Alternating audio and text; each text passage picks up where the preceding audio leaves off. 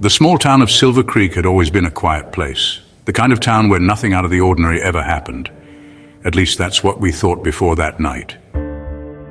It was me, Jake, and Carla, and we had decided to explore the woods near the old cemetery. There had been rumors for years about strange things happening near Silver Creek, things that most people were too afraid to talk about. People had gone missing over the years, pets, even children, but no one ever knew why. When we reached the edge of the cemetery, the trees were dense, their branches swaying in the wind like long, gnarled fingers. The sun was setting, casting a dim orange glow over the gravestones, the shadows stretching long across the land. It looked like the perfect setting for one of those ghost stories we love telling around campfires. I bet we'll find something cool. He was always the adventurous one, the one pushing us into situations we'd later regret. I wasn't so sure. Something about this place didn't sit right with me. The air felt thick, heavy with something I couldn't place. And there was a smell, a faint rotting odor that seemed to come from the trees themselves. But we pressed on, deeper into the woods, ignoring the sense that we were being watched. That's when we heard it. The first sound was soft, almost imperceptible, a rustling in the leaves like something moving.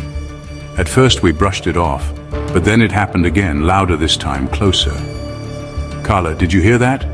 Jake, it's probably just an animal, let's keep going. But the sound grew louder, and I swear I saw something move just beyond the trees, a shadow, tall, thin, almost human, but not quite. And then the eyes, hundreds of them, glowing in the darkness like small silver coins scattered throughout the trees. They blinked, watching us from every direction, never moving, just glowing in the night like the reflection of our flashlights. I felt my heart start to race. What the hell is that? Carla, I think we should leave now. No, wait, we're almost there. Let's check it out. I didn't want to be there. The air felt thick, oppressive, like we were intruding on something ancient. But Jake was already moving forward, his curiosity getting the better of him. We followed reluctantly. The eyes never moved. They just blinked, each pair focused on us like silent watchers. Finally, we reached the clearing. It was there, in the center of the clearing, that we saw it. An old stone well covered in vines. The well was ancient, far older than anything we had ever seen, and it was surrounded by hundreds of silver coins, each one placed carefully around its perimeter. Jake reached out toward the well, his fingers brushing the stones. And that's when it happened. The eyes blinked, and suddenly the air grew cold. The wind picked up, whirling around us like a tornado. The silver coins scattered into the air, clinking like metal raindrops. The ground trembled beneath us, and then from the well, something reached out. A hand, long and bony, with fingers that seemed to stretch and curl like twisted branches. It grabbed Jake's wrist, yanking him toward the well with unnatural strength. He screamed, his voice high and desperate, but his body was dragged closer and closer.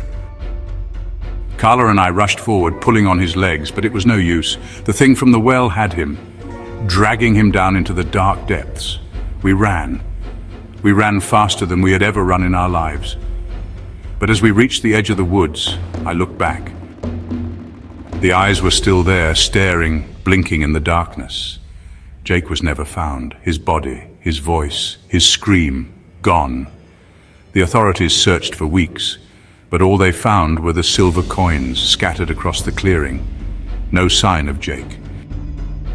But I still hear him sometimes.